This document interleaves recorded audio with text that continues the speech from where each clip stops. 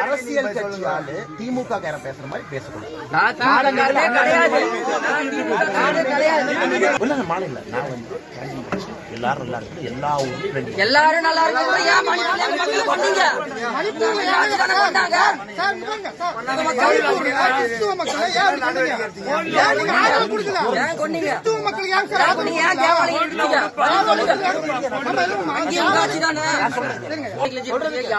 இருக்கு. சுய அறிவோட பேசிட்டு இருக்கேன். உங்களோட பதில முன்னாடியே படிச்சுட்டேன். நீங்க என்ன சொல்றீங்கன்றது எனக்கு நல்லாவே தெரியும். என்ன நடக்குதுன்னு தெரியும். மத்திய அரசு அவங்களை தடுக்கவும் இல்ல, நீர் சேதத்தையும் தடுக்கல, கோயில் தடுக்கல.